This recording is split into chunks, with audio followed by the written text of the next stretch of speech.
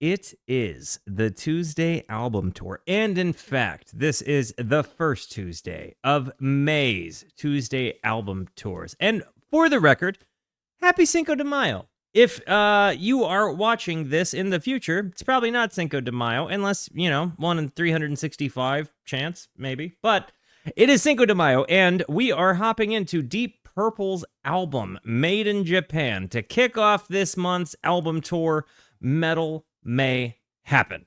I would like to give a shout out to our homie Adam in our Discord, who made the poster. But this month, we will be listening to Deep Purple, Sleep, Mastodon, Judas Priest, Slayer, System of a Down, and Pantera. W's for our beloved moderator, the Chaotic Old Boar, the man, the myth, the homie, who helped us curate this particular list, who did pretty extensive questioning me on what it was I had and had not heard.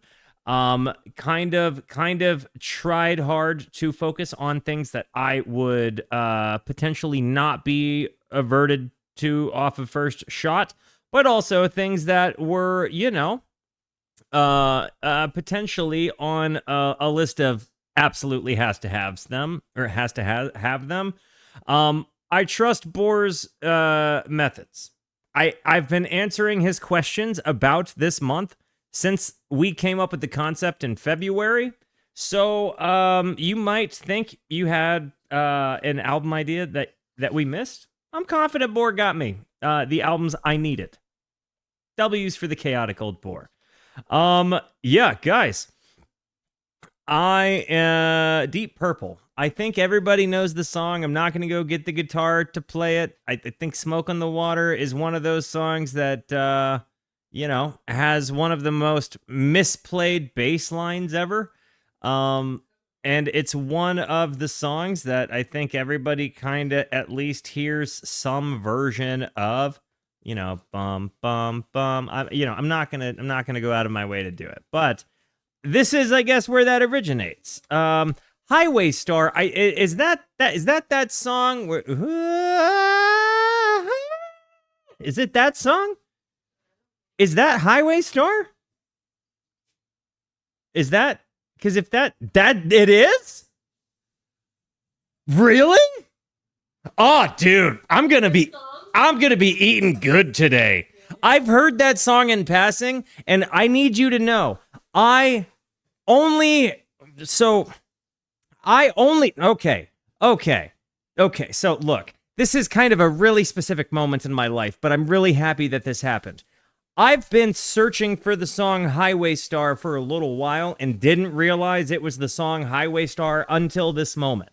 Okay? When I was trying really hard to think of where that song was coming from, and it's Highway Star by Deep Purple. I was, in my brain, I've been trying for maybe a couple of weeks at this point to peg where that soundbite in my head was coming from. I could not figure it out. I open up this particular album cover, and you guys literally helped me get something off the tip of my tongue for a minute. Because I just asked them if it was the vocal part that it was in my head, and they were like, yes, it was. That was it. So, yeah, guys, I have heard that song in passing, and I at one point knew it was a song called Highway Star. Didn't realize it was Deep Purple off the top of my head for sure. So I'm so happy about this. Guys, this is a music discovery stream, so I have to know, have you heard this album and artist, or are you raw dogging a very first listen with me? I was commenting to chat earlier as I, verified I got the correct version of this album up, that 7 songs totaling out to an hour and almost 20 minutes. So this makes me feel like it's going to be some jam metal, which, if that is the case, it explains exactly why the Chaotic Old Boar picked this album for me. If you know anything about me, you know I love a jam. Guys, I am going to, I'm going to gonna hit the play button on this thing, I guess. I'm kind of excited about it because it's a pretty massive blind spot for me, and in the realm of rock and roll, I feel like it's a big enough name that I need to right the wrong of not knowing it. So, guys, I'm gonna hit the play button. Before I do, it's very important to me that you understand that you are awesome, that you are valuable, that you are important, that you matter, that you are deserving of love, and that I am abundantly grateful for even a moment of your time. If you like what you see, feel free to hit the like and the subscribe button. It goes a long way to help me out. If you really like what you see, leave a comment. I would love to hear from you, or join us on Kick or Twitch. I stream every Monday, Tuesday, and Wednesday at 8:30 p.m. Arizona time. These people over here are the best people. Come hang out with us. Come discover music with us. I know I speak for all of us when I say we would love to have you by. I've got some context here. I'm actually, believe it or not, gonna run. Take a quick moment away. I will be right back. Read the context. Hit the play button.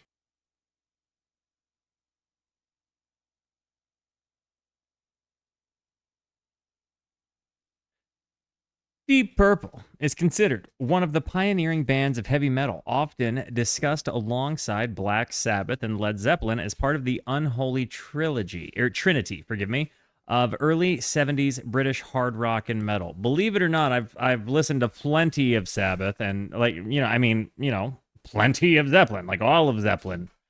Never Deep Purple.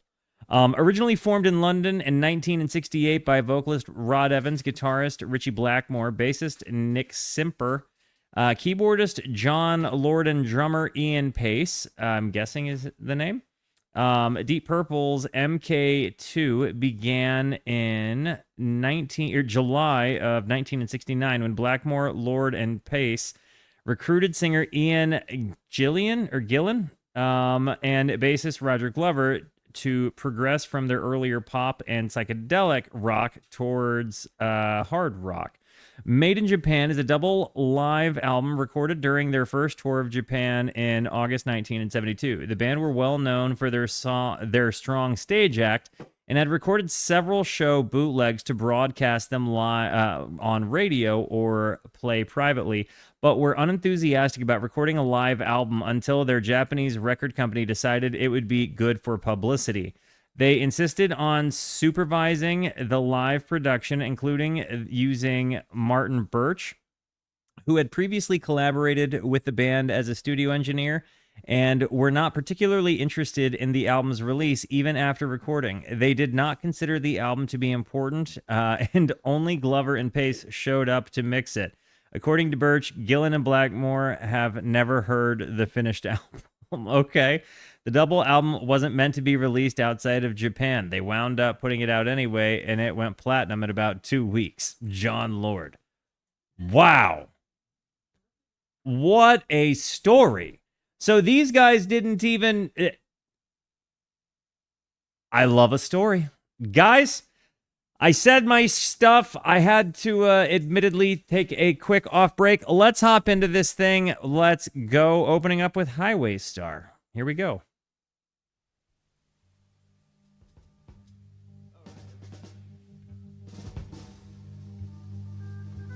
And again, one more time, who has and has not heard this? Raw Doggers, and I know this is. Where are you?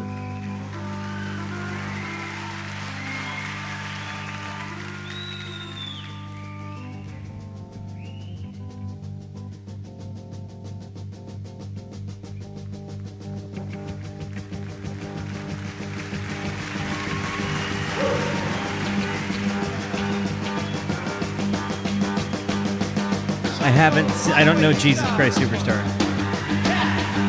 That tone and the left ear guitar.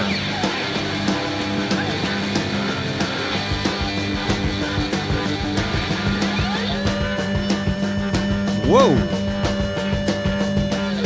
Sustain.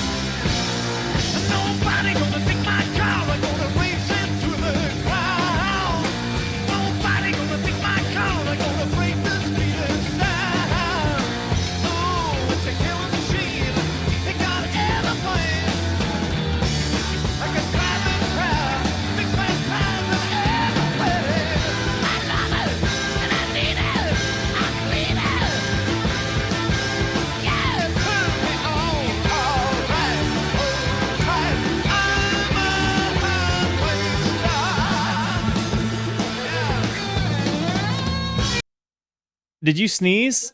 I didn't know if that was part of the song or not. I was like, how did they make... Wait a minute. Okay. So, I'm going to go back a little bit so I know what was and was not my wife's sneeze. Highway sneeze. I was like, what was that noise? And then you look over at me and you're like, sorry. And I was like, for what? Oh, that noise I heard was you sneezing. Okay. Anyways, what I was gonna say is I'm really impressed with the vocalist. The fact that he's hitting this as well as he does, but you know, obviously there's a little bit less of like the edited sound that you would hear from the studio version. But even that I've only heard on the radio, and I'm kind of driven to this performance, like where he goes from that like one voice into that screaming, ripping voice. Like that I can't even do the voice, but it rips.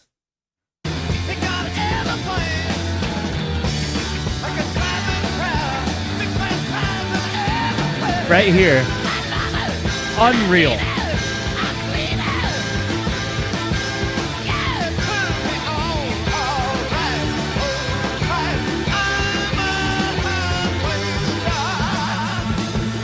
That guitar tone.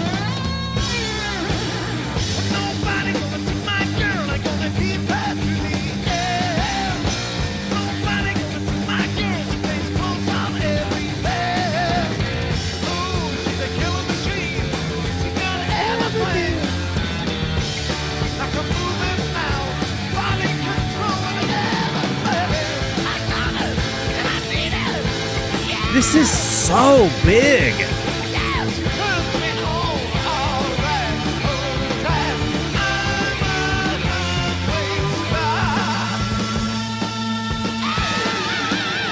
Do it. Do it.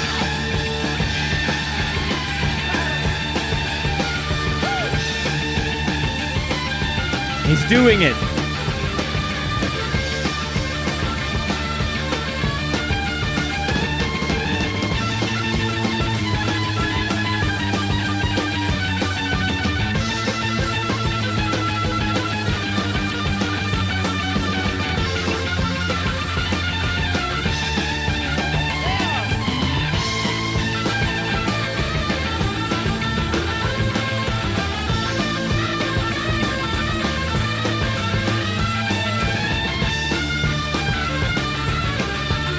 This is unreal.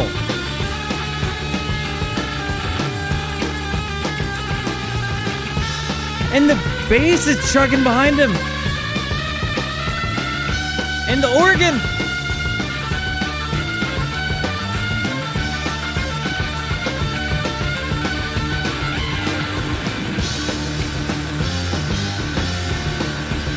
I wish the organ. I wish we had the Hammond B3 organ should be a regular weapon in the realms of metal. I love the fact that you're holding Clark's ears back as he's drinking water like a woman's throwing up in the toilet. The B3, man, like in this use case with that solo on the guitar and the bass running, it's just such a massive sound, and for them to capture it live as well as they did is just immaculate.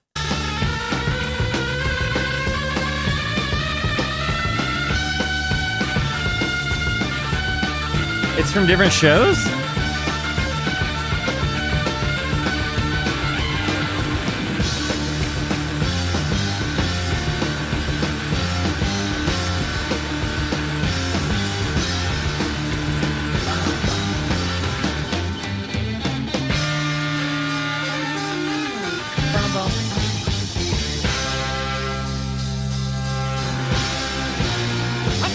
And then they're back! Your water bottle's on the bed. Oh, you just poured a glass of water? Yeah, I don't see that, babe.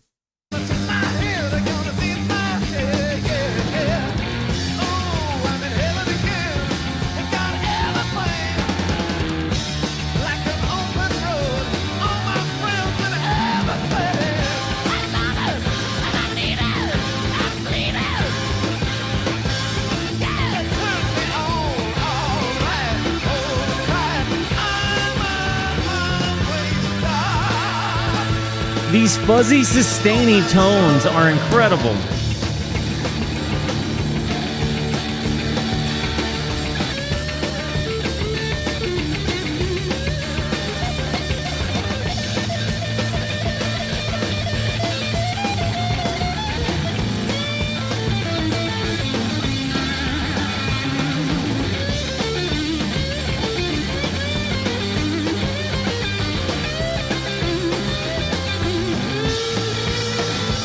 That's this solo. Oh my god.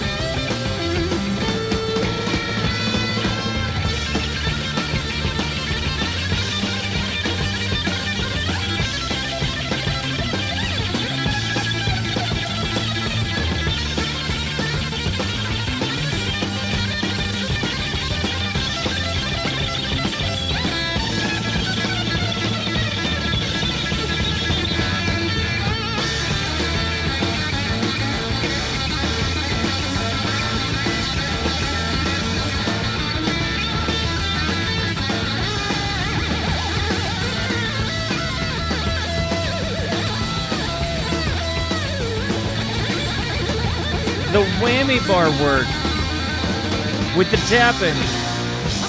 And then they're back. We're running it back.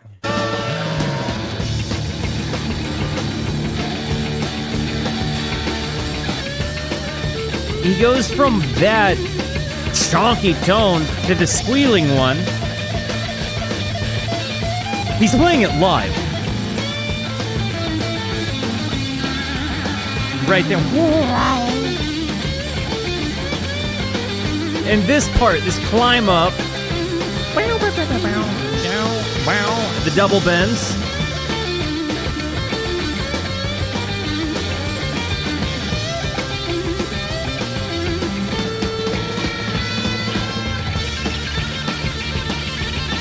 And then this.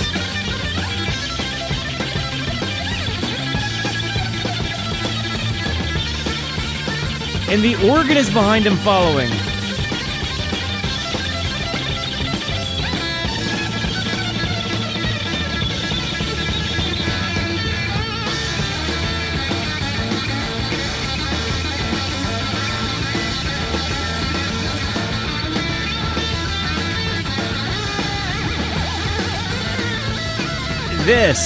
This squealy, bro.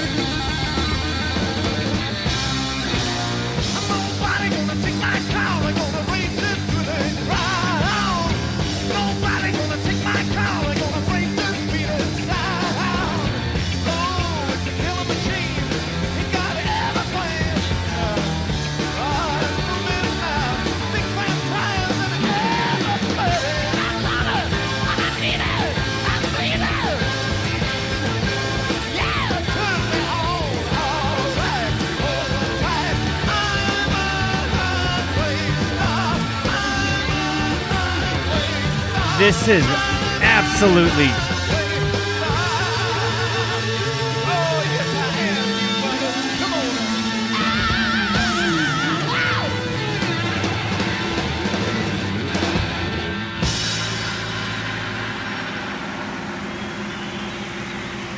you can hear the amp fuzz out there too. Like there's a lot of gain to that amp. I'm guessing it's a Marshall stack. What is it? Is it like a JCM 800? What is he using? I'm thinking it's certainly like I'm guessing that. Polite Japanese collapse. I mean, this was insane. The solo that he did that is just so nice. Apparently I have to run an ad because I didn't think to do it whenever I had to make my exit earlier. So do forgive. And then we are going to be coming back into Child in Time, which seems to be like a 12-minute, 17-second song. So that seems like it's going to jam. I'm excited. And we're back. Sorry about that. Child in Time. Here we go.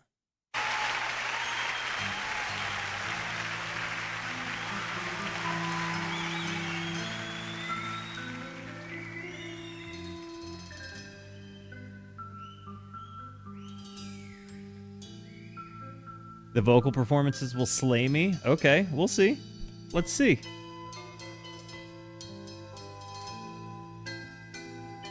Yo, Gooseberries, thank you for gifting a sub. Vess, welcome to the Rooskies. I love the organ work with this.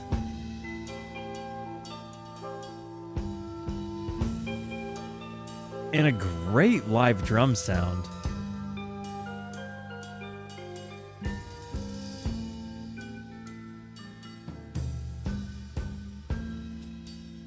Sweet child in time, you'll see the line that's drawn between the good and the bad. Reminds me a little bit of Tull. See the blind man, Tell me I'm wrong. he's shooting at the world, the bullets flying. They're taking a toll. If you've been bad, Lord, I bet you have. And you've not been hit, you've not been hit by flying lead. You've not been hit You by better flying close lead. your eyes. You better bow your head. Listen to how he goes for it. Wait for the ricochet. The drum sound even kind of seems like maybe I'm just too deep in my imagination here trying to make something of nothing. But I feel like the drum, the tom run that you get, that dun dun dun, it feels like the sound of a ricochet. Wait for the ricochet. That.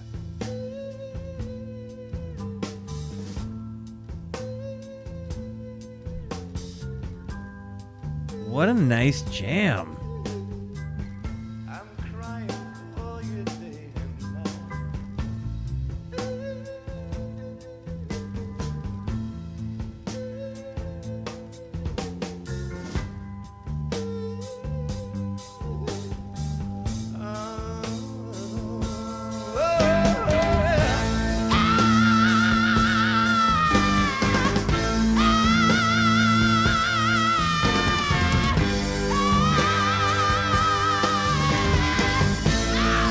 I wanna hear you say,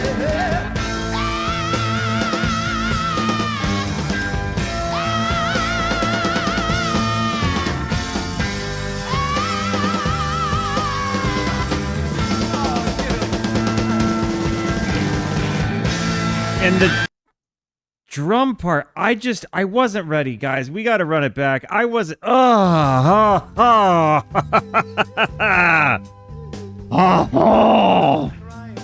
Really just 0 to 100.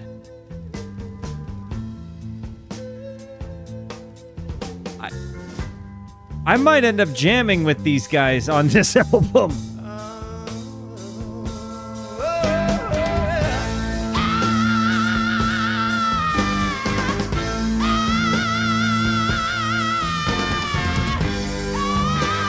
I can't stop. My mouth is just stuck open. I wanna hear you say,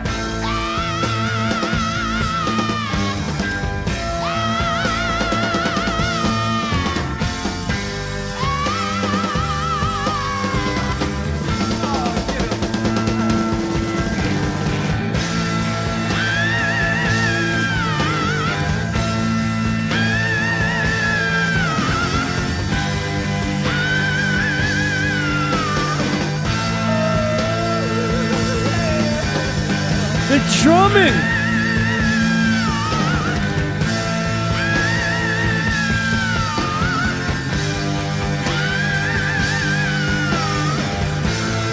That singer reactions. Welcome, dude. You walked in at like a.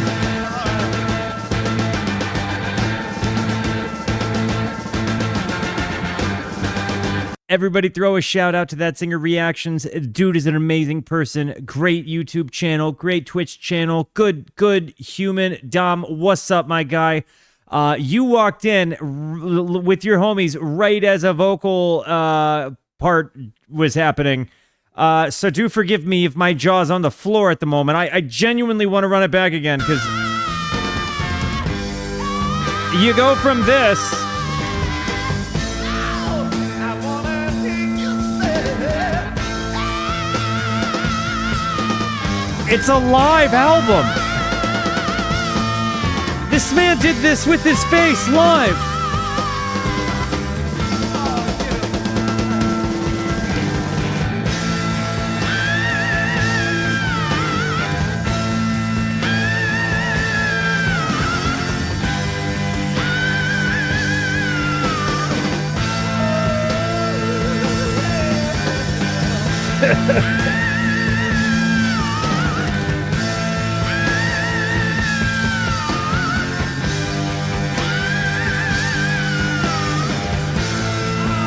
This is unreal. And then the big transition build up, the organ screaming in the back.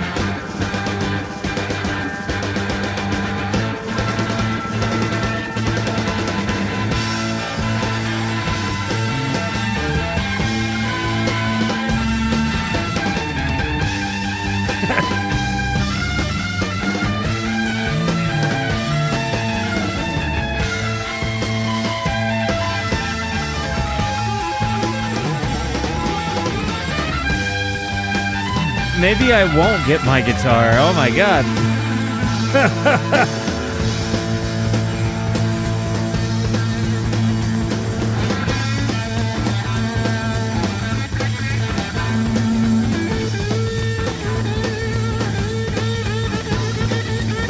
Big time. Live shift. Just the clean headroom on this guitar.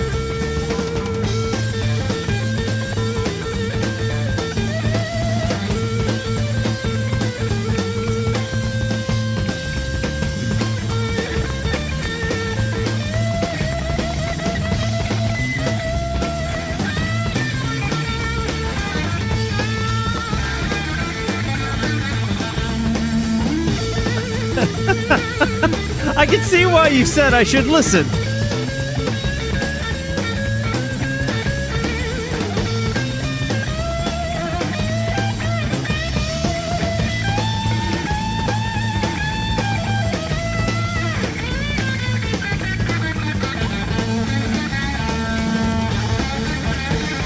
I don't know if I'm more impressed with the guitar player or the singer or the organ player. Or the drummer?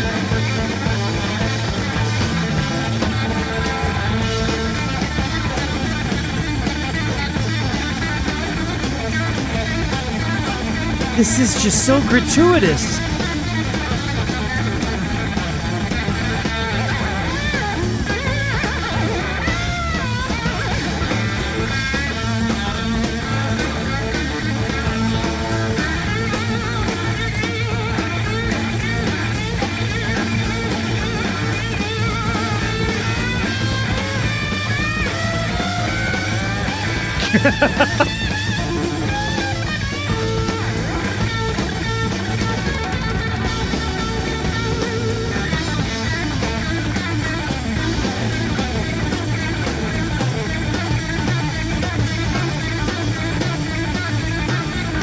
You hear the bass?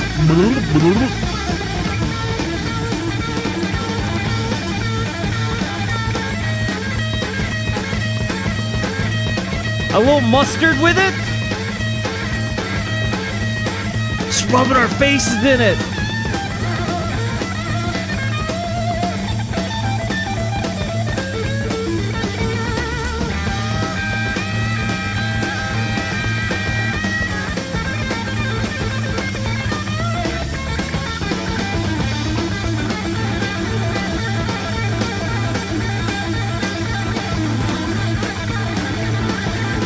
My face hurts.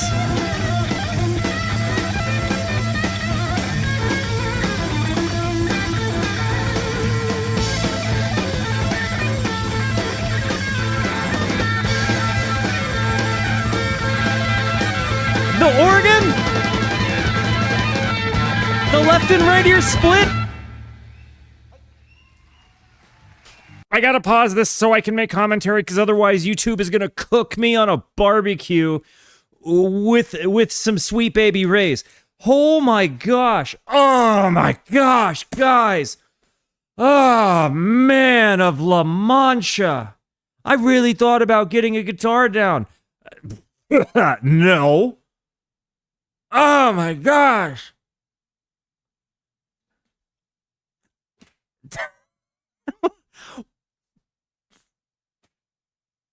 What did we just listen to?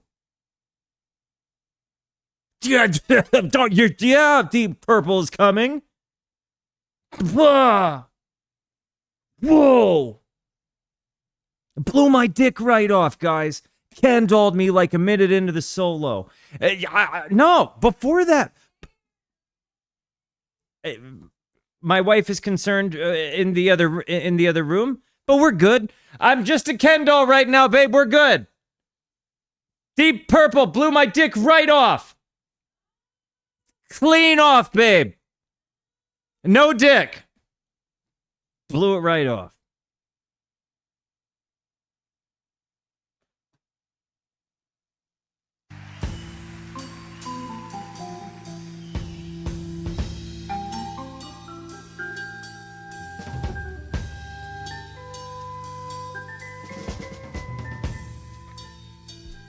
Oh my gosh.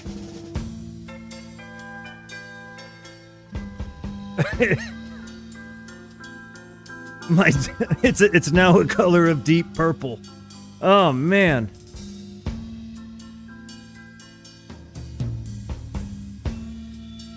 They did that live, dude. These people made that noise in front of a crowd with their fingers and faces.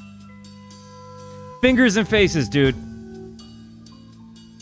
Golly goodness.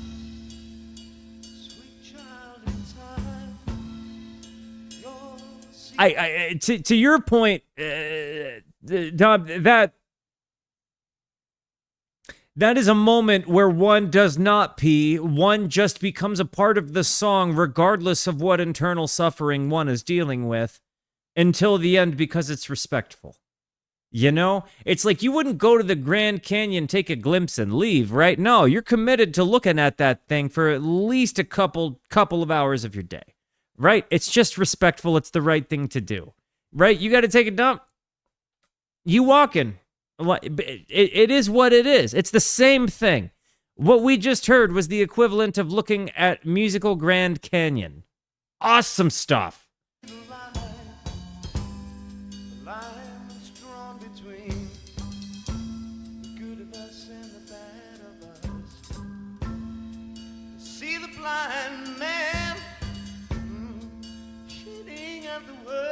I can't get past these moments reminding me of Thick as a Brick era Toll.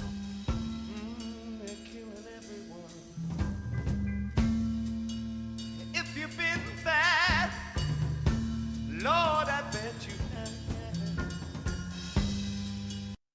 have. I say that, and I almost feel like I need to just put a little bit more respect on the Deep Purple here, because let's be real, I don't think Ian Anderson, the gift to humanity that he is, could do this part. He'd make something fun happen, but his voice, I do not believe, could do this part. And you've not been hit. You've not been hit by flying lead. You'd better close your eyes. You'd better bow your head. The tension build with those toms. Wait for the ricochet.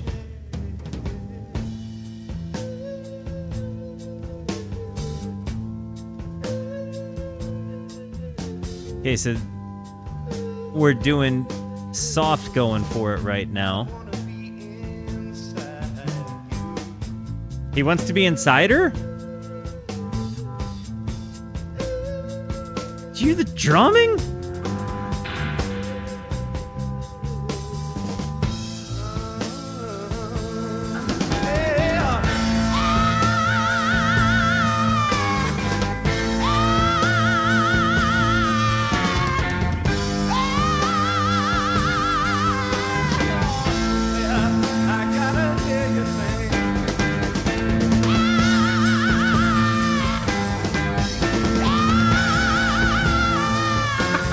I'm getting emotional hearing him scream.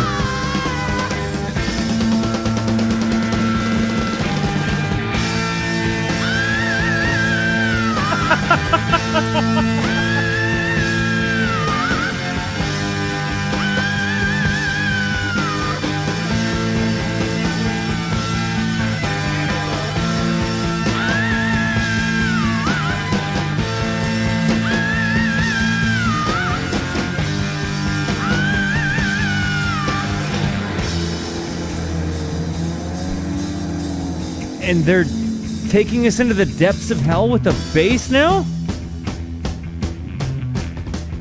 You're only about 4'6". Don't worry about it. Are we about to gallop our way into another song? There's always somebody smaller than you. You're about 7'14". Don't worry about it either. Don't get like cocky because there's always somebody 1 million stone heavier than you and crush you into the ground. You know what I mean? Did you really?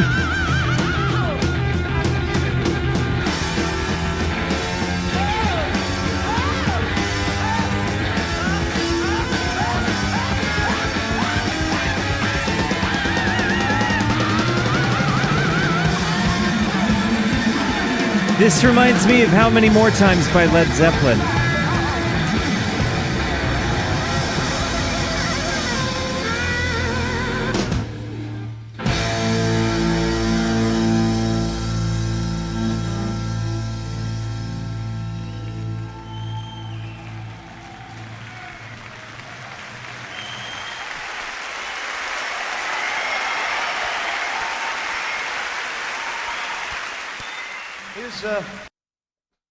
Before I was ever a YouTube reactor, when I was just a guy called Walter, I did my own deep dive on Sabbath and on Zeppelin, and I am here to tell you that after that song, When My Dick Grows Back, we're going to listen to the Deep Purple catalog. Oh my gosh. Oh my gosh. Yeah, so Crimson literally already. Oh, yeah. Well, hey, if you wanted to. Hey, actually, you couldn't see it. Crimson literally. Hey, this is going to be a spoiler. If you wanted to know, here's the deep dive list. Crimson already put it on there. Already put it on there. So yeah, we're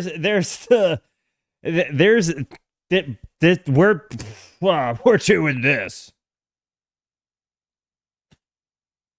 Boy, are we doing this. Wow. Wow. Smashing Pumpkins? Yes. The song, which is also from the last album, tells the story of how we recorded it and what went Hey, wrong. Dom, thanks a ton, brother. Thanks for the raid. You have a good one. Get your pee out of the way, man. Go hang your piss. W's for Dom, guys. W's for that Zinger Reactions.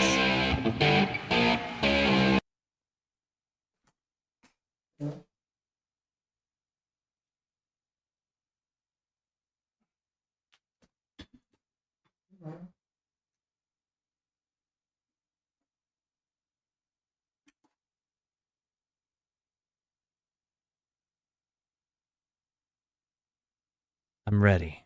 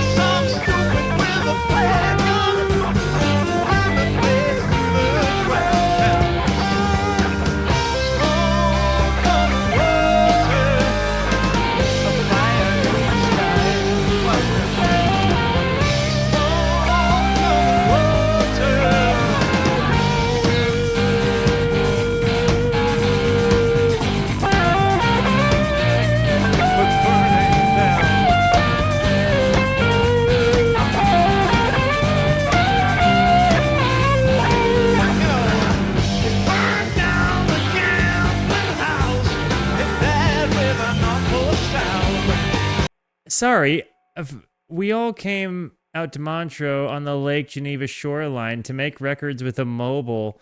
We didn't have much time. Frank Zappa and the Mothers were at the best place around, but some stupid with a flare gun burned the place to the ground. Wow, shout out to Zappa, huh? You love to see. Yep, this is about a Zappa concert gone wrong. Really? I didn't realize that. So Zappa, he was with the Mothers of Invention, I'm guessing, at that time?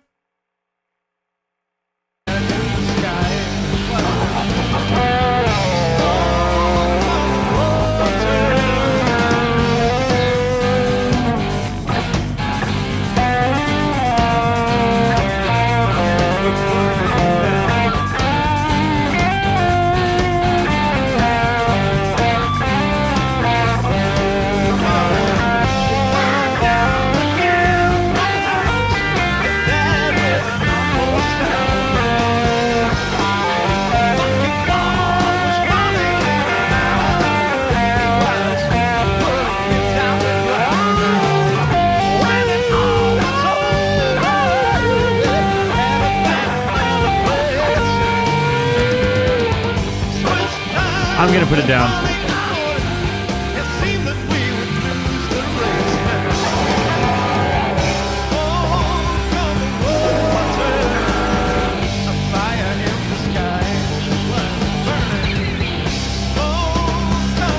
So what?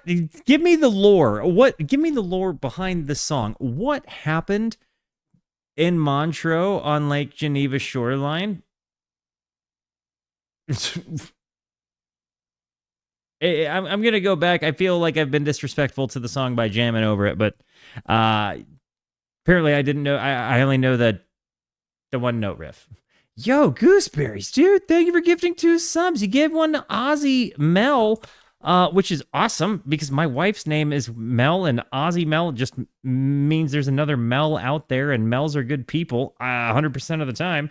And to Pups, thanks a ton, homie. W's.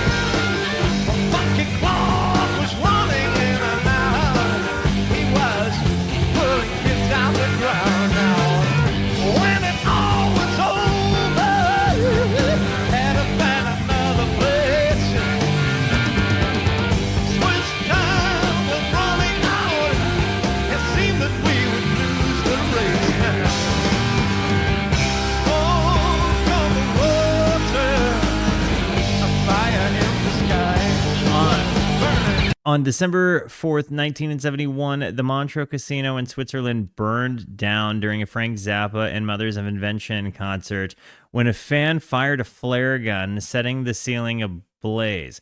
The incident caused no deaths, but destroyed the venue, famously inspiring Deep Purple's classic song, Smoke in the Water, which was recorded shortly after the fire. Wow. So were they watching the show and they were there, or did they just hear about it?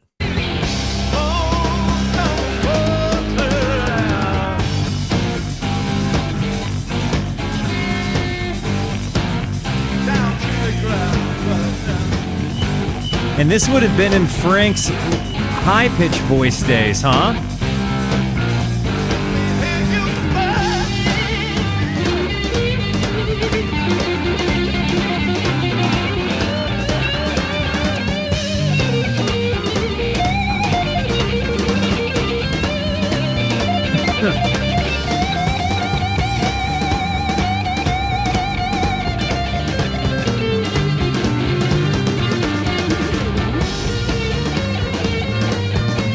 How does he get his tone?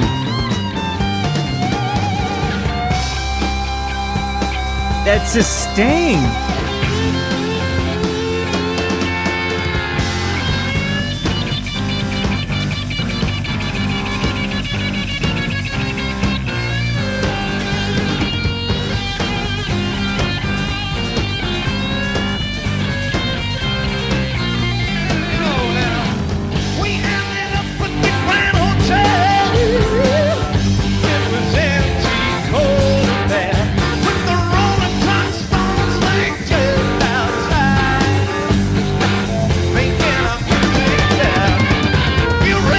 That's a lot of tone, You dude. want beds, we made a place to sleep. No matter what, we get out of this. I know, we'll never forget now. Smoke on the road to hell, a fire in the sky. Smoke on the road to everywhere. Really glad. See me burn. All right, that. See, like for me to get a tone that's like that spanky, I have to really, really, really like. So I'm gonna go bridge pickup. I'm gonna give myself my tone because I killed my tone. I cut my tone out of it trying to do something. You know, get some. Hang on.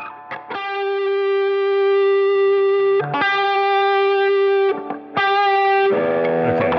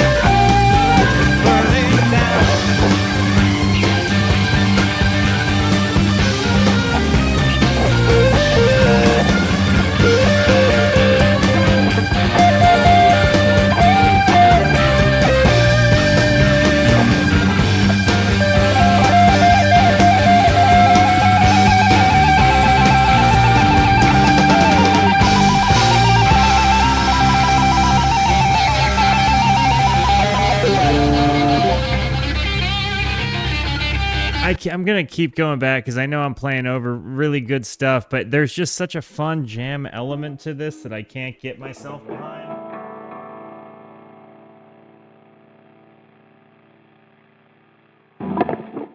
Get the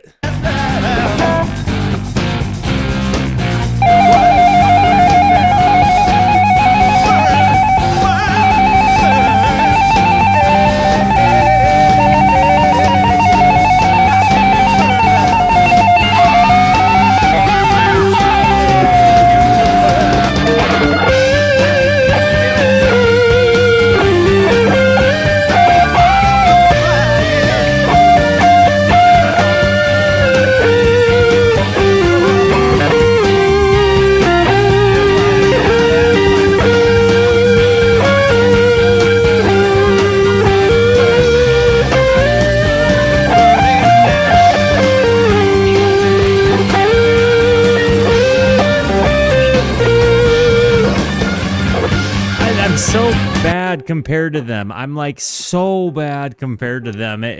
But it's like so fun to play with. And believe it or not, this is like how I've like learned how to play along my life, is like taking at bats along with everyone. Like it doesn't matter who they were, but this guy is nuts.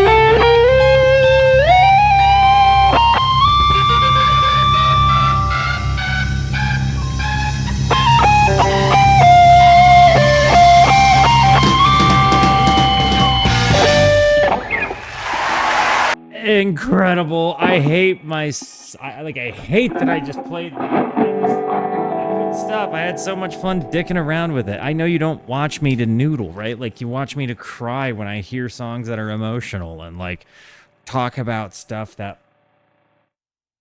I'm learning as I go along the way, and like, you know, it's all about the friends we make along the way, right? But this ripped so hard. Smoke on the Water is a song I take infinitely more seriously now than I ever thought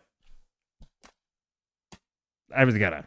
I didn't think I was gonna end up being riveted to that song in the way I was. Every guitar player ever learned the little ditty.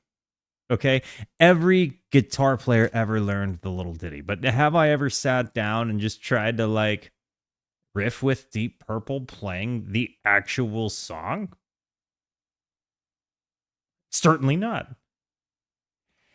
And to me, if you've watched my channel for any period of time and you've seen me grab an instrument, whether it was a harmonica or rare cases a ukulele or a guitar, it's the highest praise I can give as a musician, as an artist. It made me want to participate. It made me want to play music, even in the face of like tremendous fear, because these guys are really good. And if you want to talk about highlighting how bad a musician you are, play with the greatest people ever in front of others. It might humble you, you know? Like, I'm good enough to know exactly how not good I am. But I also get inspired to become better when I hear music like this. So this is what this is. You know, I appreciate you guys indulging me by dealing with it. This organ is just incredible.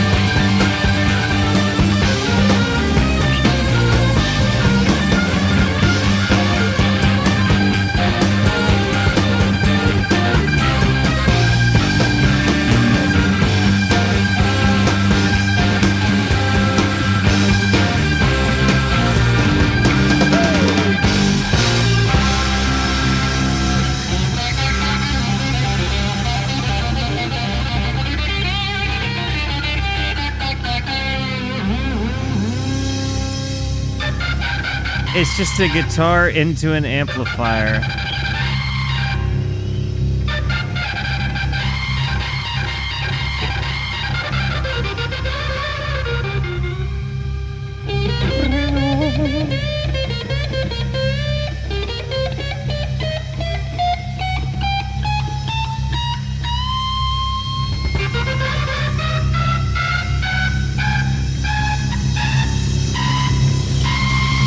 It's like grungy, demented. Yes.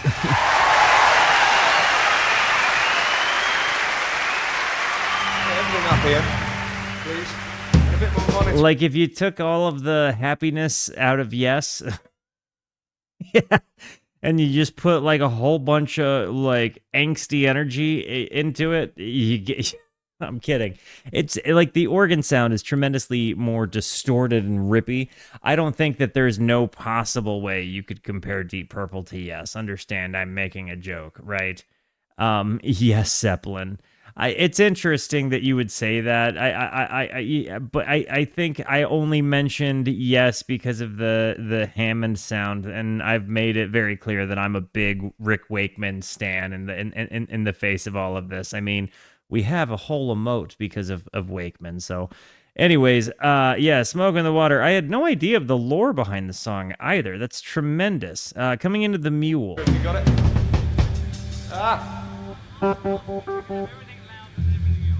Yeah, can you have everything louder than everything else? Right. I like that they're leveling the sound live.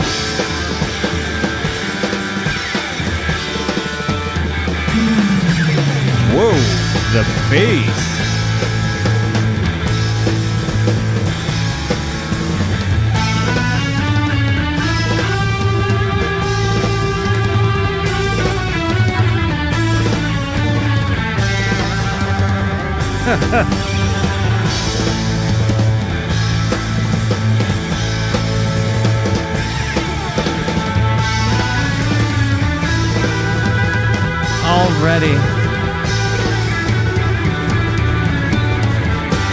guitar part.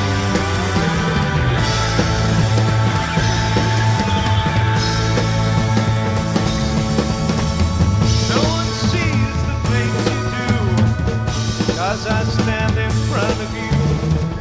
But you drive me all the time. You put evil in my mind. I used to sing The drums and sing are my mad. prayers, live my life without a While care. everything else is super delicate. Now I have become a fool, 'cause I listen to the blues. Ah, can I change when my mind is a friend of a loser into the ground? Just another slave for the mule. Dang. This side and side too. Got it. Family to go.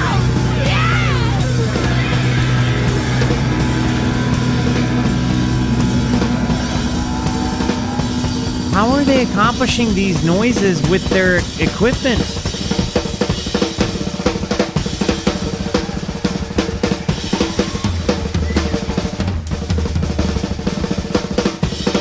Okay. Dude, you hear the drum panning?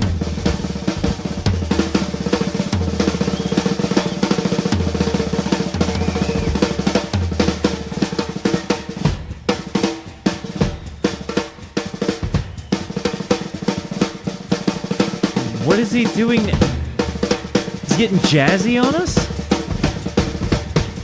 Hey, Pachuco!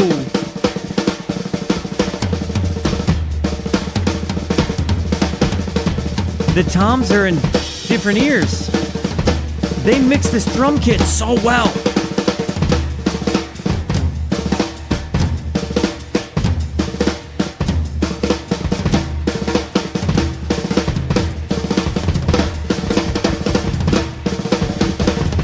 Listen to the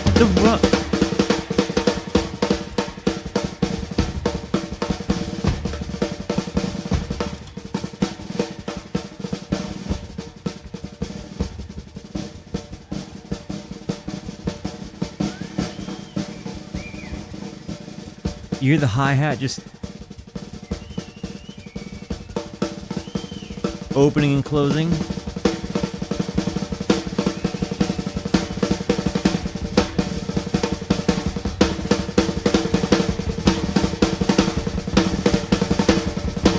Listen to him build this snare.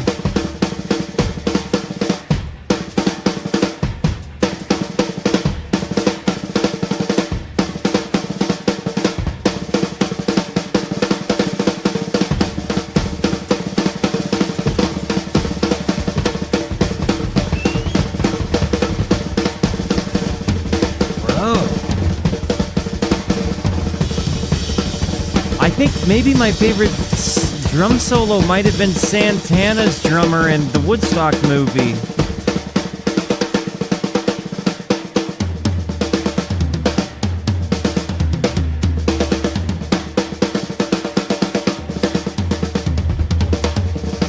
Yep, Soul Sacrifice.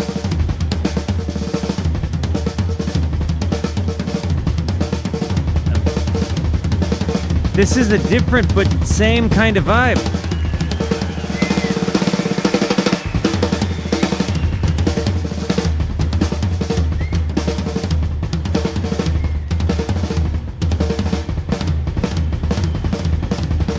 I just wish I could see him though.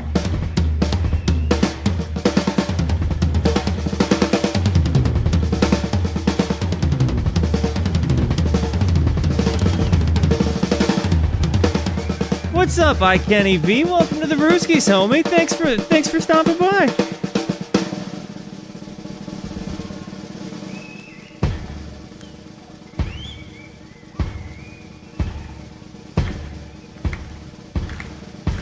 Building the crowd up with this. I gotta say, this was a tremendous solo. Really an amazing transition moment.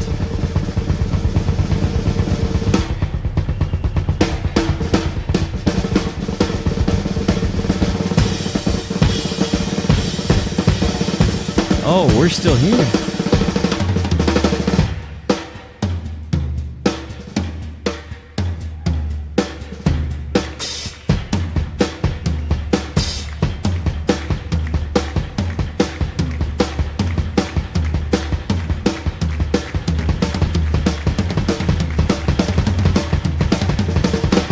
dude.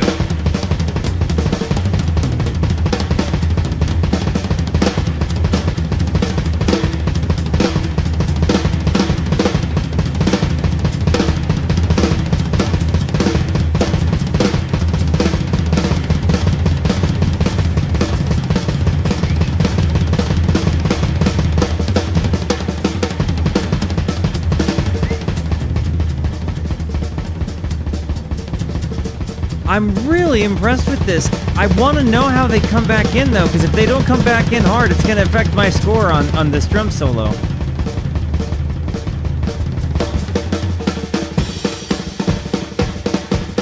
Here we go.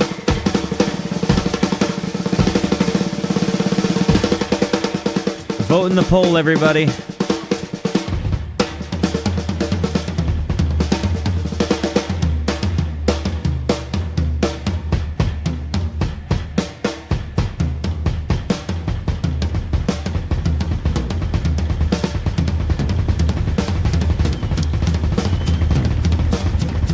I don't know, dude. This is pretty nuts.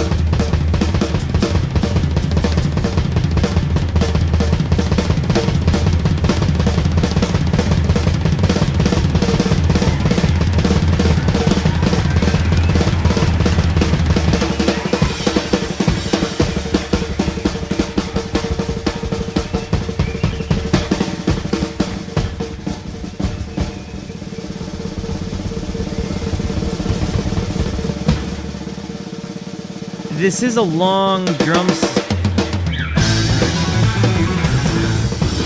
Okay.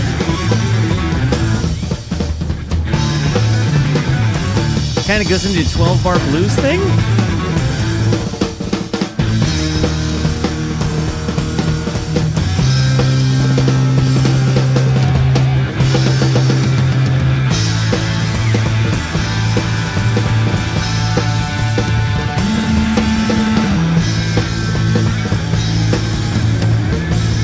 I think that the drum solo, when it's by itself and not backed up with other instruments, it's a delicate thing. You got to have a really strong drummer with a lot of conviction, a lot of sense of creativity with rhythm. I think because it doesn't have the same sense of melody as something like a stringed instrument does, for example, makes it a little bit harder to maybe not follow for some people, but relate to, I'll say, because sometimes it's easier to relate to a melodic structure than a rhythmic structure. That said, especially as I've begun to explore more drummers, hearing things that some guys do, like Neil Peart, or hearing like Danny Carey, especially. Oh my gosh, the moments that Danny Carey just flies all over the place. I think while we're talking about guys that are playing with backing music, I think when you hear when Walter said gratuitous earlier, this is a good description of parts of this live. Okay, yeah, I would say that was a gratuitous drum solo. Without question, that was a gratuitous drum solo. I do think that there is an element where the Soul Sacrifice from the Woodstock movie, the Santana performance, watch that drummer. Just drums, incredible. Incredible. There is not, I don't think, too many human being people in existence that could watch that guy do what he did with those couple of drums in front of him and not see it as anything other than a human being in a trance state playing music. I mean, really, it was one of those types of masterful performances. And this one had a very similar thing. It was long, but it had it was a journey. It went all over the place. It built up, it broke itself down, it constructed and reconstructed itself. It came in with just crazy, ridiculously fast snares and dynamics. The drum panning, and admittedly, the drum editing in this song is far and wide better than what you get out of the Woodstock movie. So I do think that this is better sounding drums. The performance, it's not like we're listening to this to compare it to Soul Sacrifice. I'm just saying that is one of my favorite drum solos that I've heard, and I think that this has a very good argument to be in the top drum solos I've heard when it's just drums solo. That is. I mean, again, the only one I can think of that has a remote close argument would be that Soul Sacrifice performance. But I think that they're kind of different beasts entirely, especially I think maybe Soul Sacrifice has an unfair advantage because I watched it too. So you have that, and he was 20 years old. All of that said, what this guy did is better than 99 we'll say 5 nines, maybe 6 nines, people in existence have ever been able to do at drums, period. Like, this was a drum display that most humanity that plays drums will never be able to accomplish. It certainly stands out.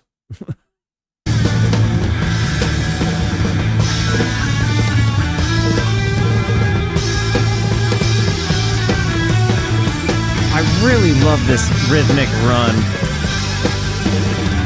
Da, da, da, da.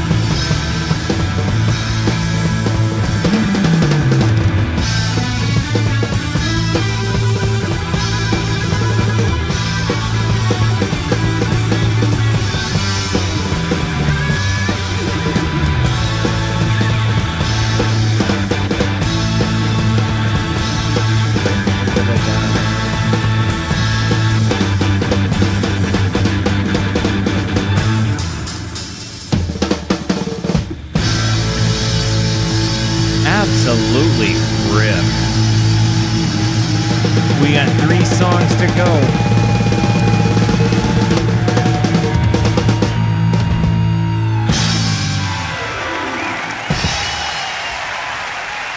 So these were all taken from a couple of different shows, as I'm noticing. August 16, August 15, August 17. So I'm guessing they were pulling the best performances out of each one and kind of just splicing them together. But golly goodness. One of them is 20 minutes long. Yes, Space Truckin', which has me excited as a Deadhead that I'm going to really like Space Truckin' as a Deadhead, who's decided he's now a also Deep Purple head. / Ken doll. Gotta run an ad. I'll be right back.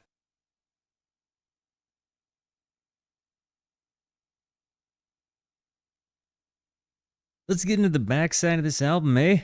Okay. Here we go. A Strange Kind of Woman.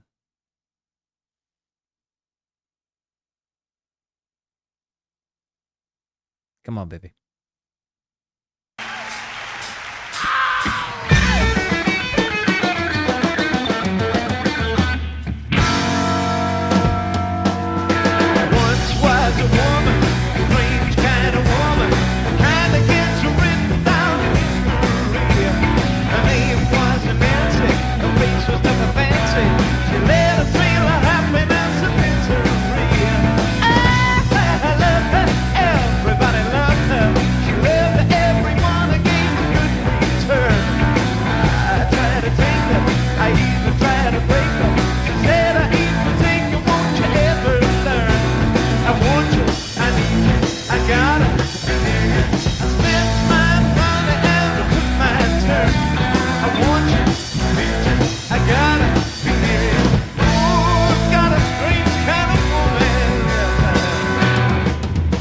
I can't decide if this is like a paramour that he's actually writing about a woman, or if he's writing like allegorically about something that, what's your read on the song? She looks like a... All that said, I really love the riff. It's in that little that you get out of the organ right before. I gotta be got a strange kind of woman.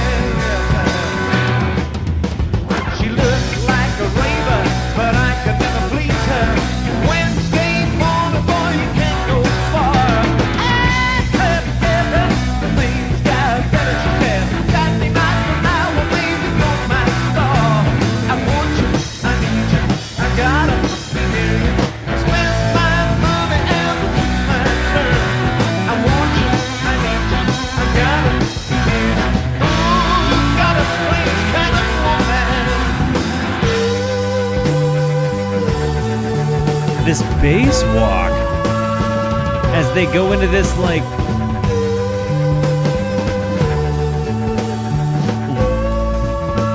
transition part. My soul, I love you.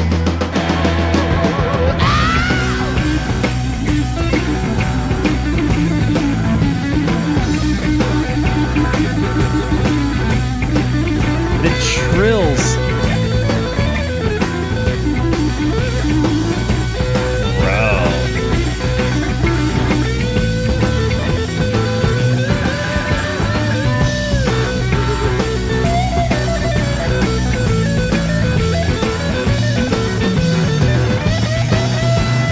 I can't get past how good his tone is, the sustain on this.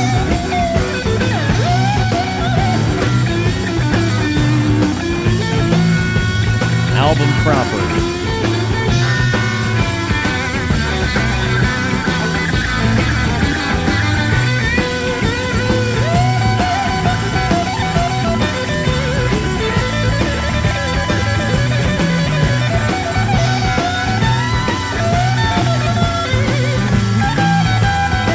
He's so melodic and expressive.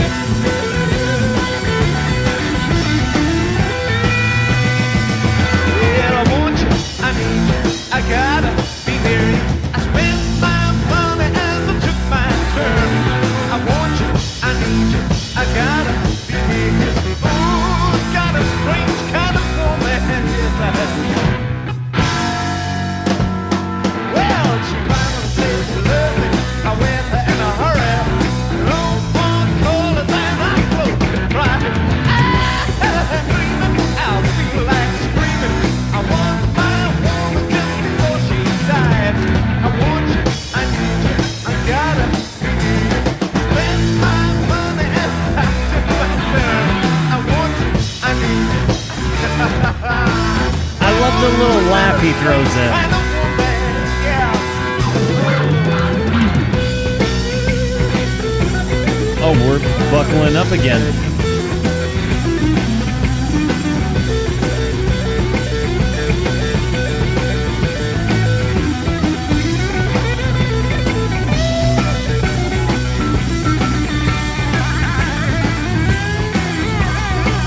Like, how is he getting that noise?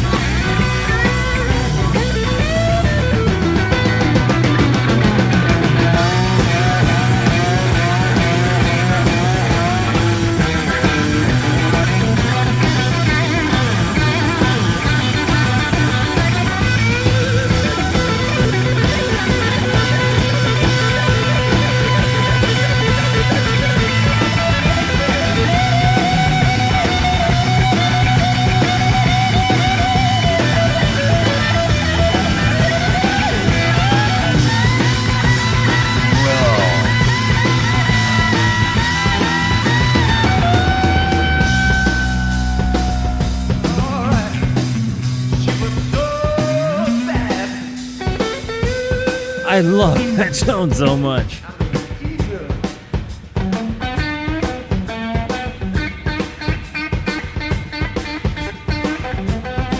They have such a tight chemistry to just jam and play off of each other. The drummer just holds such a perfect foundation there. And I like knowing the guitar player will just riff over him.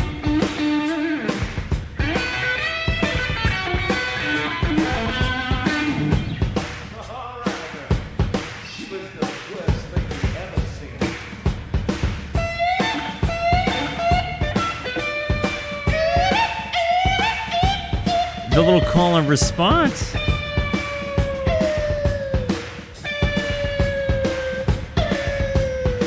Guitar, vocal, call and response.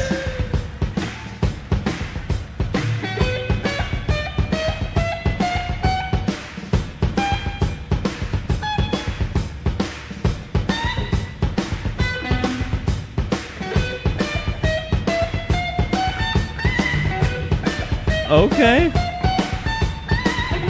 Kind of laying his thought down there, building it back up.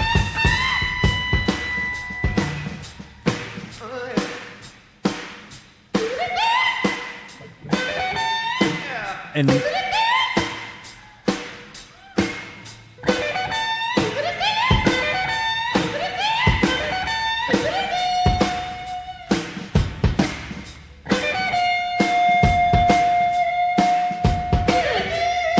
I'm so impressed right now. Do it. I can't believe.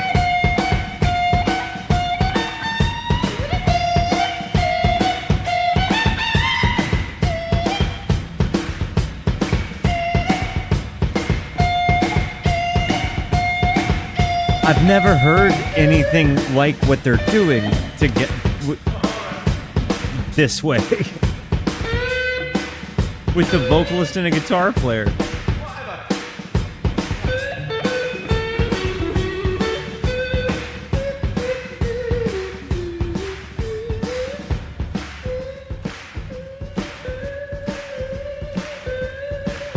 Page and Plant. I don't know that I've heard him do that in a live context. Maybe I haven't listened to enough Live Zap. I've kept my catalog primarily to album.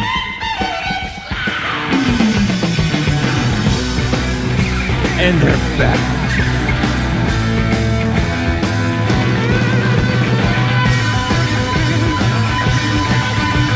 You should be.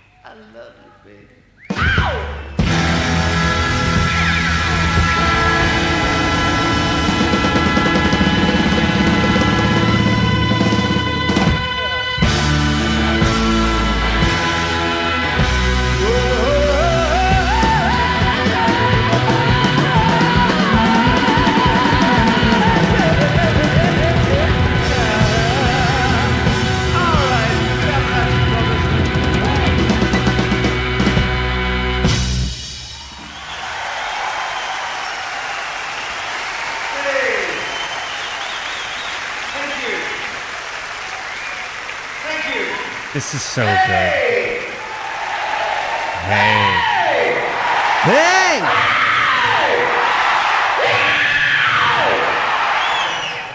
Alright, here's a thing more recent. This is off Machine Head, and it's a thing called Lazy, this one. Lazy.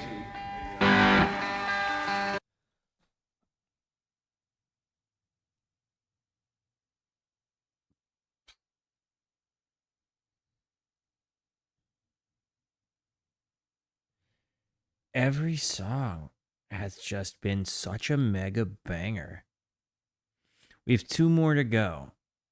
And normally I would ask the question, you know, what are you guys thinking about it so far?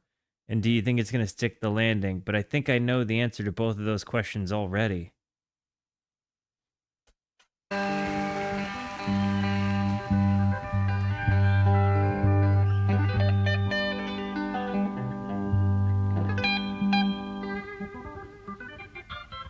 How they riff off of each other is just so perfect.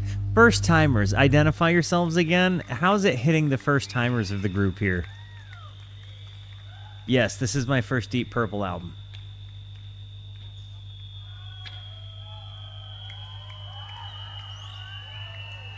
I knew nothing coming in other than I knew of the song Highway Star and Smoke in the Water. That's it. You hear the bombs dropping?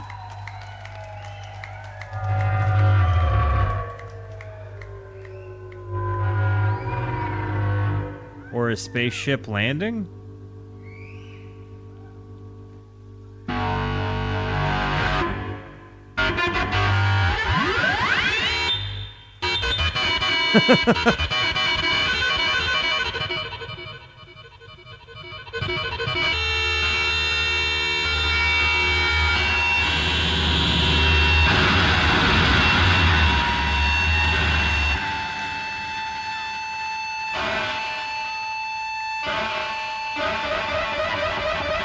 It reminds me of like Edgar Winter Group.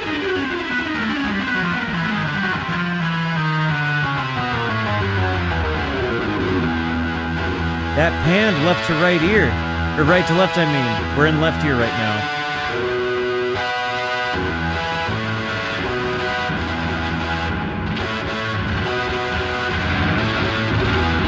Wild Thing?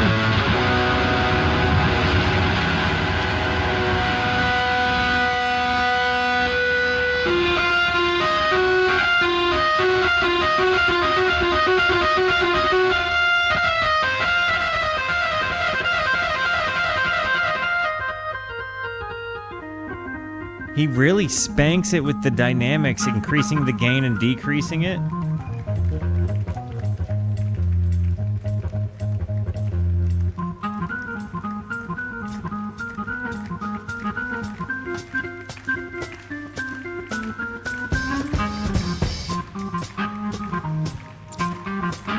Chaotic Old Boar, you have just been tasked with a new mod responsibility, and that is to help me guide the Deep Purple journey. Am I going chronologically? Do I have to include live albums? Which albums along the way of the live albums do I need to include? We're doing the deep dive,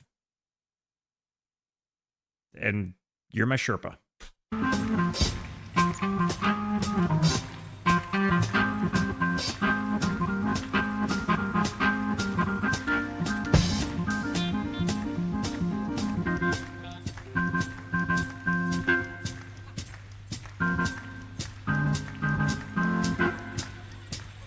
I like that he got him clapping.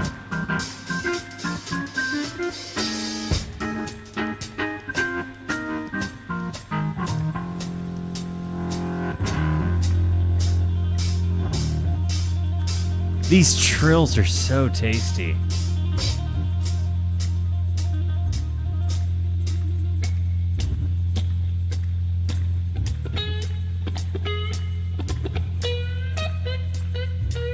Ooh.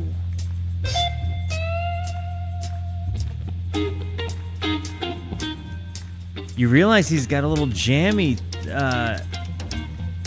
jazzy vibe to him.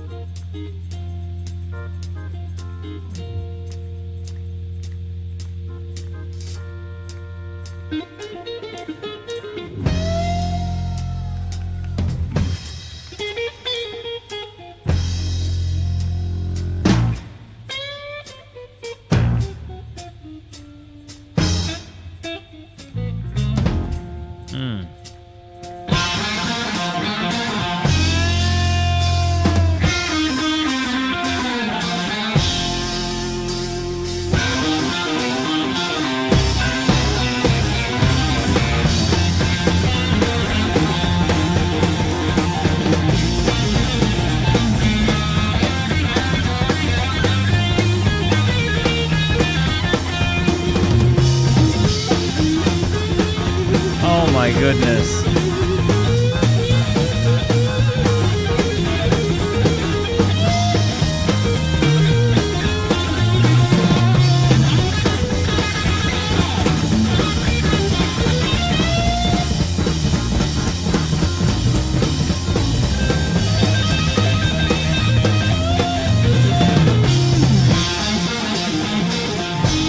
There's just such a power to it. The speed, these leads.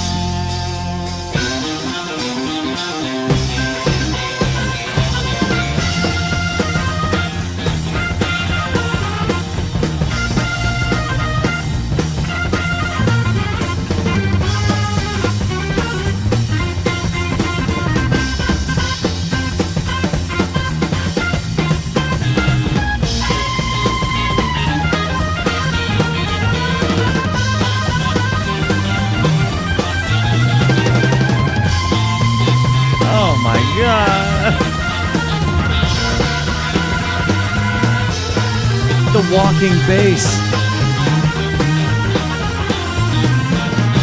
All while the organist.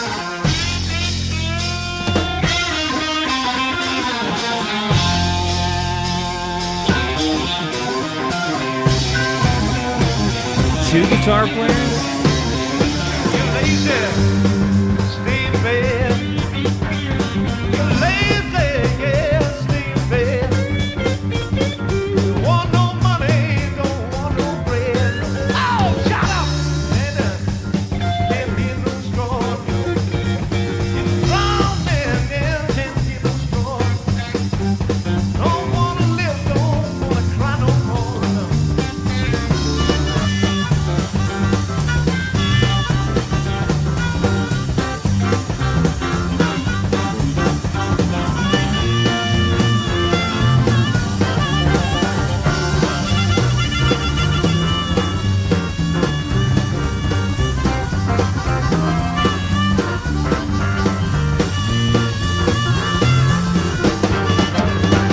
My crying ain't done no good.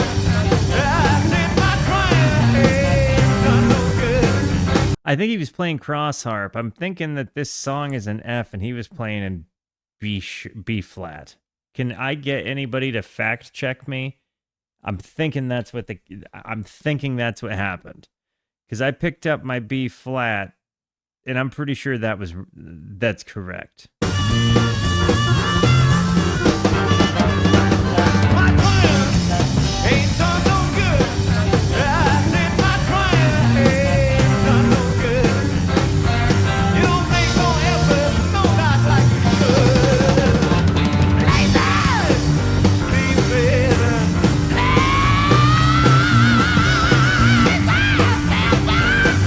Want no money, you don't want no bread.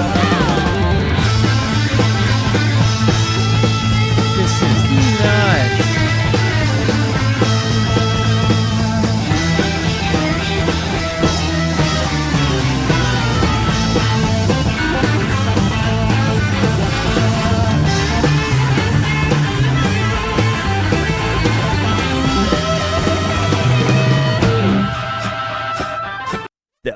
Indy, dude, what is up? This is a song called Lazy from Deep Purple's Made in Japan, a live album that they did that they didn't even really like that they did, but it apparently went like platinum in a couple of days. Came out in 1972. It's been nothing but the most hard-hitting, amazing bangers. There's a mega chunk. I was right. The harp is in B flat. Yes, thank you for that. I was pretty sure I was hearing it right, because I'm pretty sure that they're playing it in like F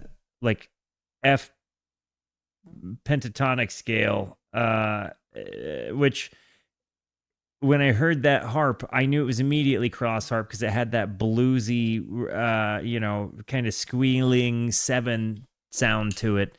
So that's what made me think that. But this album is amazing, immaculate, unbelievable. You need to listen to it. Improvisational jam metal, jazz.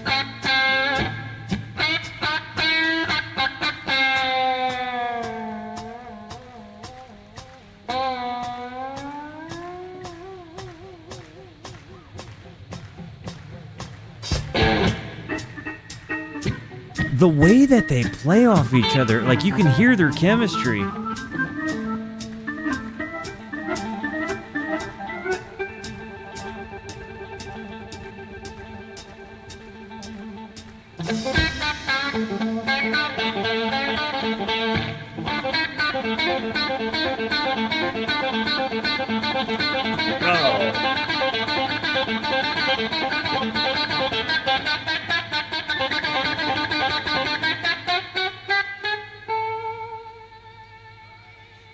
His shaky vibrato finger. Oh, and then we're just doing a little. Okay. I didn't see it going this direction.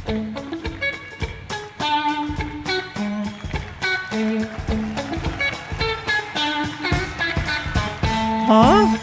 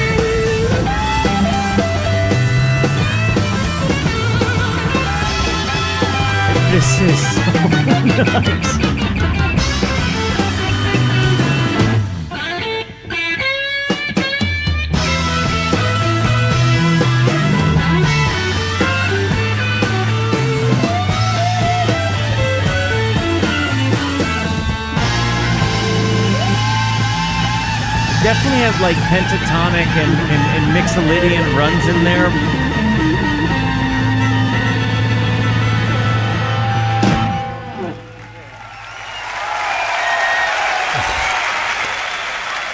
Oh my God.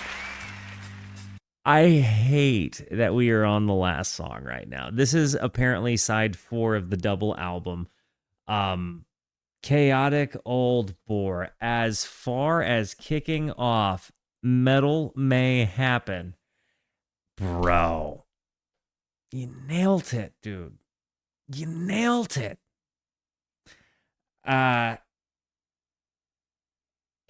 Yeah, I when you play cross harp, you would typically, so if I play cross harp, if I'm like playing, so in the key of F, for example, your cross harp would be B flat. So you would just play in position 2 on your B flat harmonica.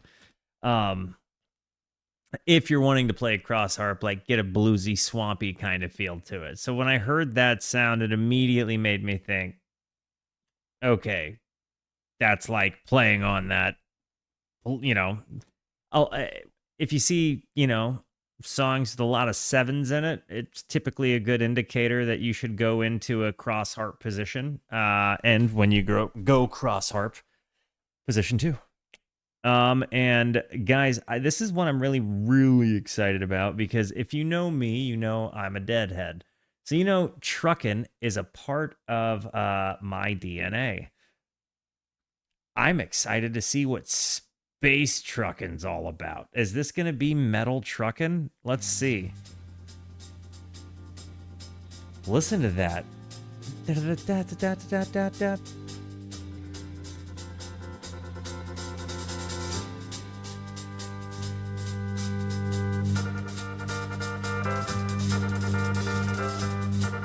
Didn't see this coming at all.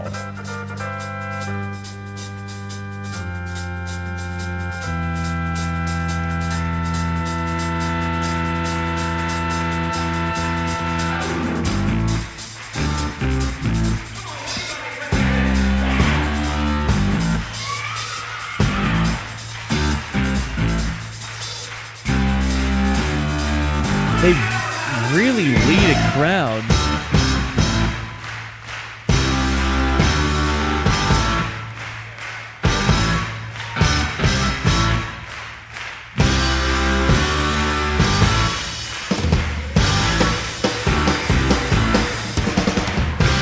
The drummer is just running.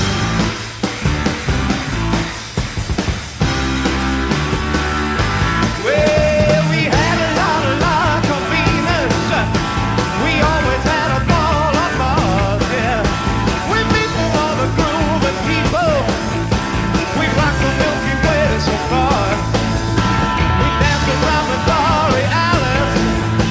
With Real space. around the stars. Come on! Come on!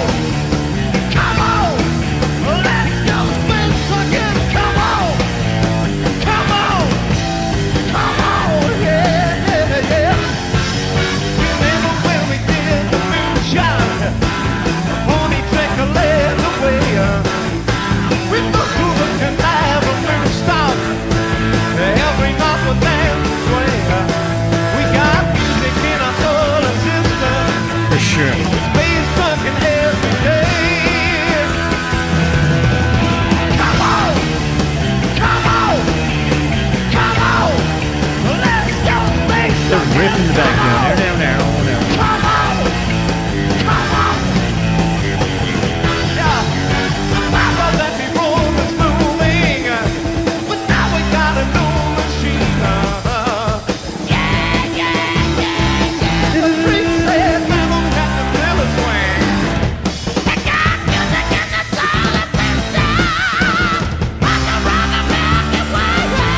Yeah. I got me fiery I think that might be, I've heard Jack Black do a lot of like his little metal voices, and he's always acting like he's being silly, but if you've ever tried to make voices like this, it's not silly at all. It's actually like you can do it or you cannot do it. It's a gift, it's a skill.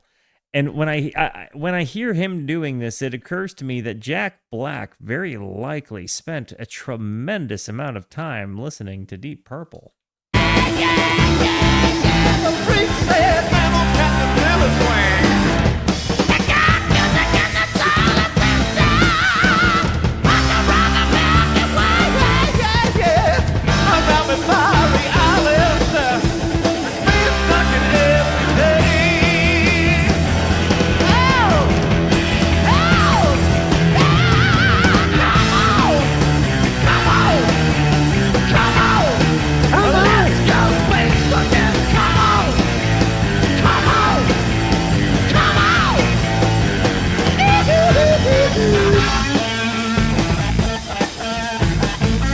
Now it's the musician's turn. The instrumentalists, I mean.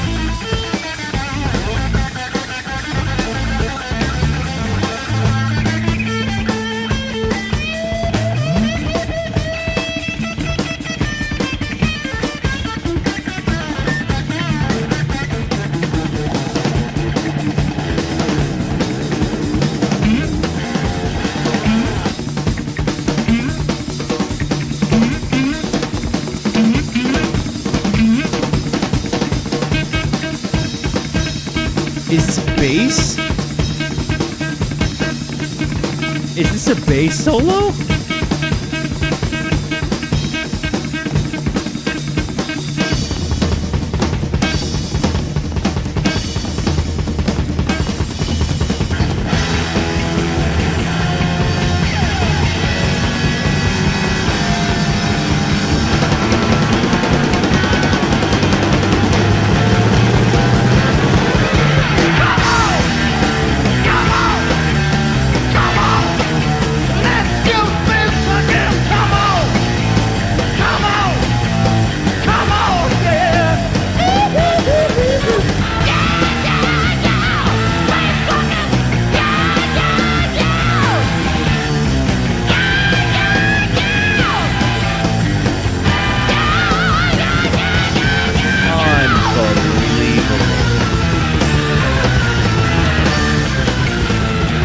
Get past how good his voice is.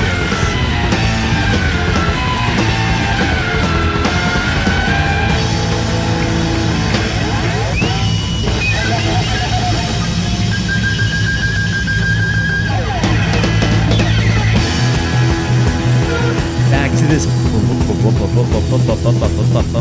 bass sound.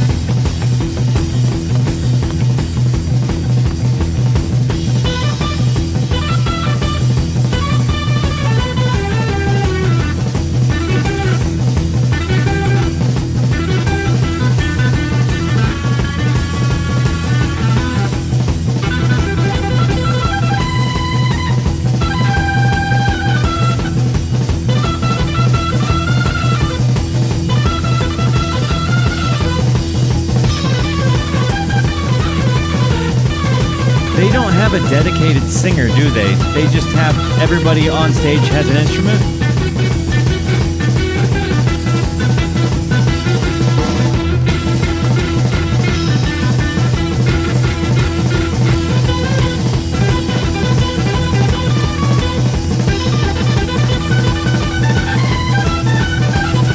Got it.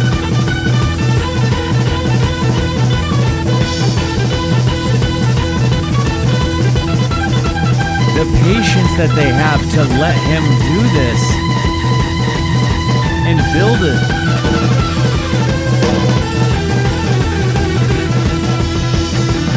The guitar player in the back, they're doing the same thing the whole time to just support them.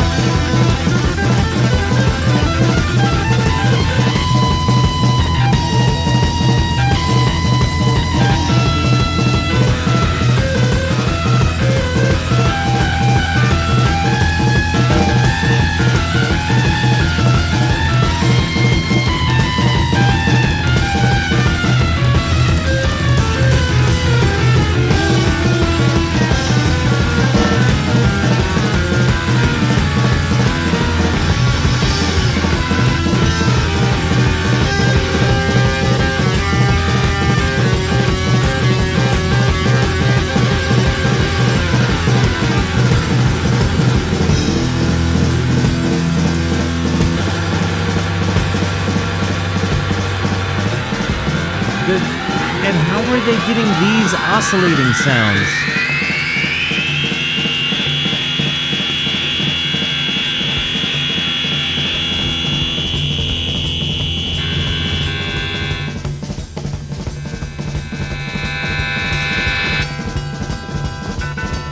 Like, how are they getting these?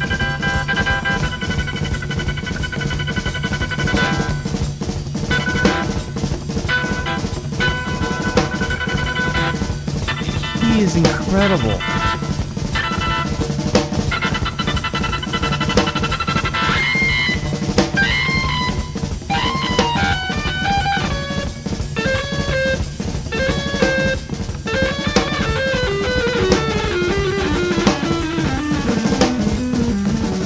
Really just walks it down there.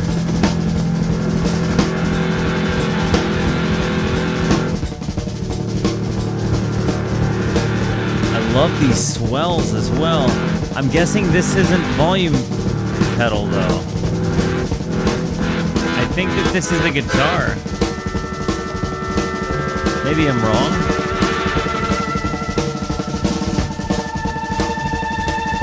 This isn't. This is the keys.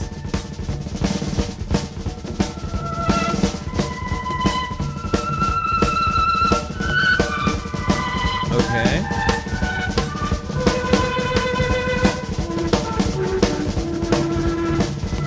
This drummer and his patience to really just let this happen this whole time and build it up. But keeping that energy.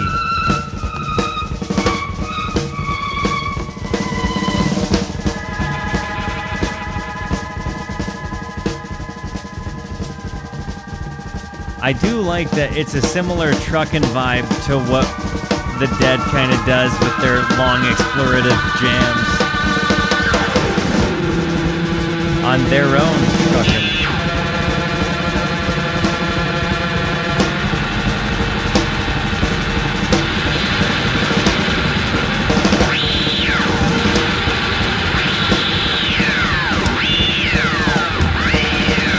How do they get these oscillating sounds?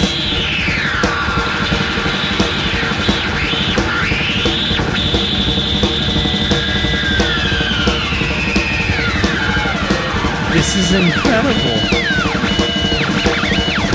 Sticks the landing.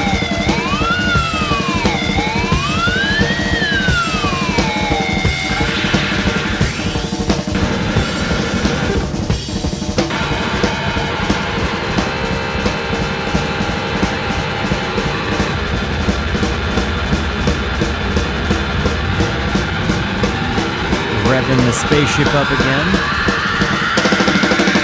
Take off.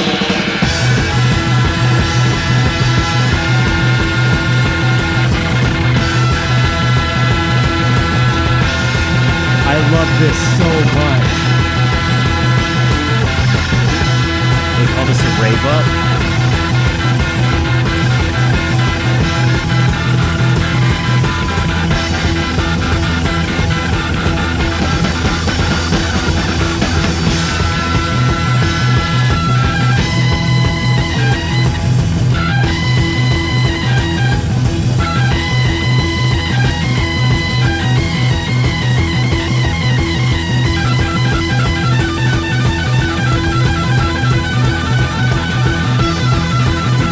I don't know what instrumentalist I've been most impressed with.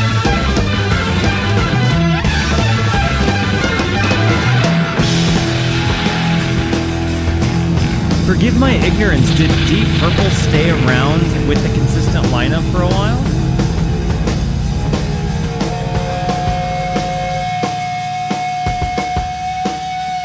Love the feedback use.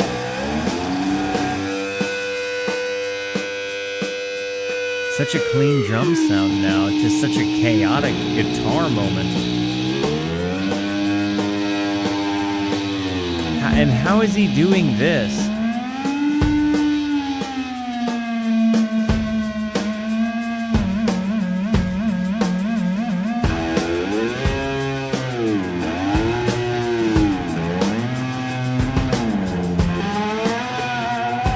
like, I don't even know what to make of these.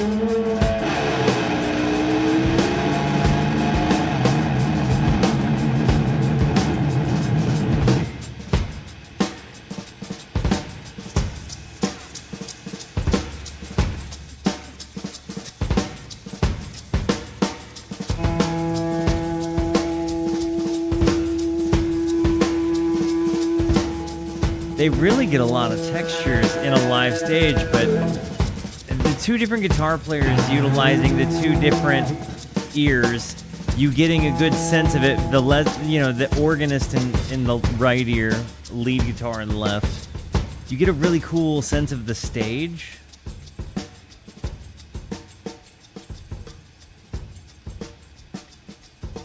The drums are programmed to sound like you're sitting at the throne.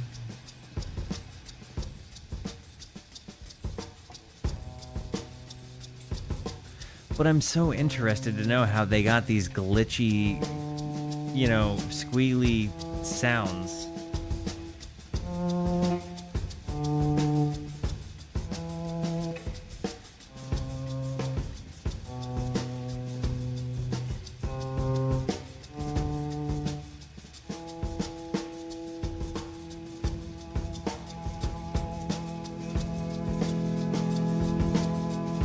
Really bringing it back up, uplifting.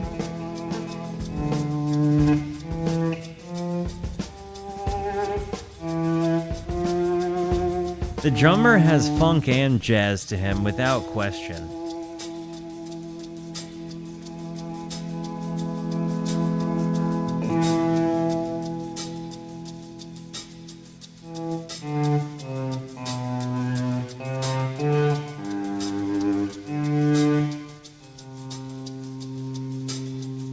You hear the shakers?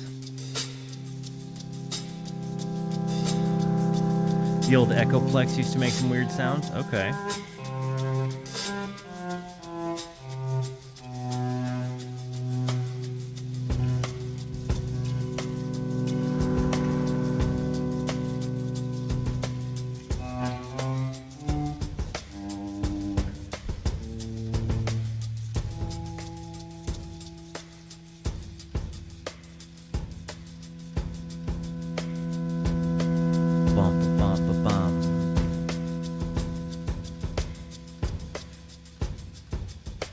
Cause you gotta have faith.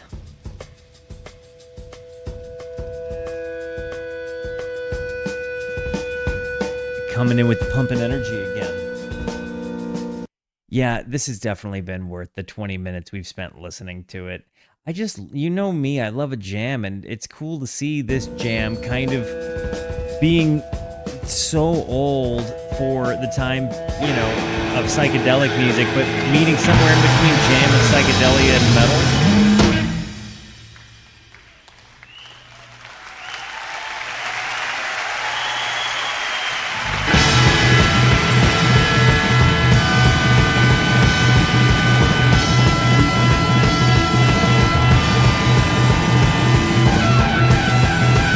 This reminds me of my favorite band, King Gizzard and the Lizard Wizard.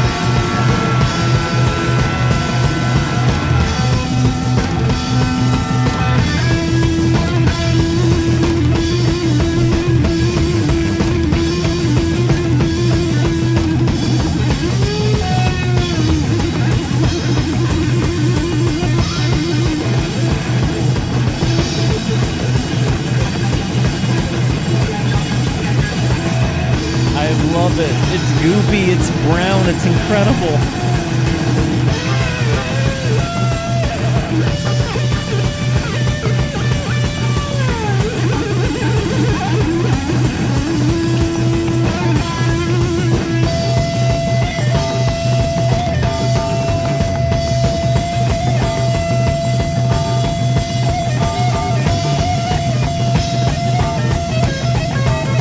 This certainly reminds me of Giz.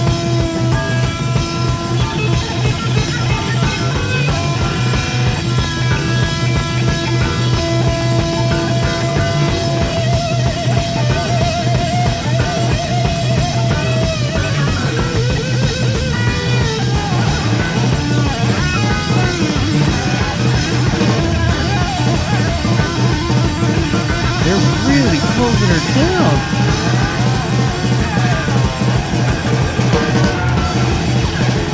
Brown purple.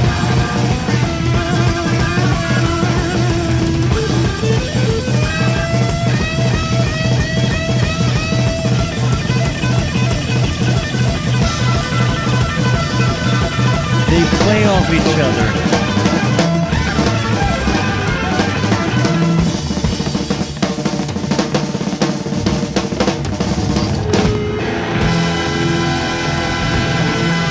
After they already psyched us with an ender, I don't know if I trust this one.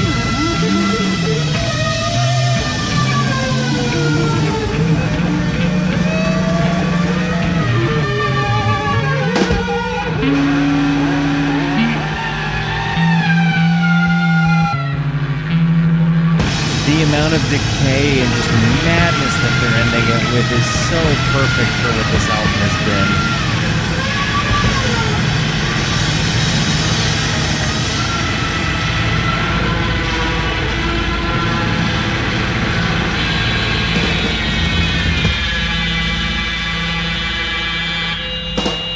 Oh my gosh.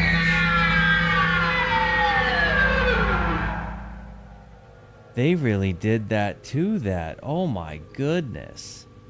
If there ever was rock and roll, I think we just darn toot and listen to it. Golly.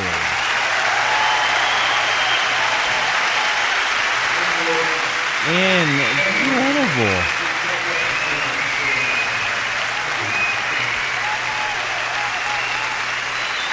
Thank you guys. Oh my goodness, was it ever worth the 76 minutes? First timers, raw doggers, what did you think? For those of you that listened to this with me for the very first time, what were your general impressions? Because this was actually incredible. This earned them a deep dive. This, in a big way, earned them a deep dive. That was fantastic. I feel like Deep Purple is actually being disrespected, only being associated with Smoke on the Water. I cannot agree with you more. After hearing this album, I feel like I just joined that camp and I'm building my own soapbox as we speak. Oh my gosh. The jam element, the live element, feeling like they really did just play off of each other, feeling like there was an element of improvisation with actual structure based on their songs, and they ripped. If there was a complaint, it would be that occasionally moments were gratuitous, but I think that's kind of what the bit of this was. It was supposed to be gratuitous. It was a concert. They're trying to wow people, right? Like, all the studio versions hold their own too. I could believe that. Do you, in your own brain, see Deep Purple as like a live band or like, a studio album band? Definitely give me your input on that one. I can't say enough about this. I mean, I will be listening to the catalog. I love this. Guys, I love you. Thank you for being here. Thank you so much for the positivity that you show both to me and to one another. Continue to be the best. And until I see you next, be introspective and consider the birds. Goodbye.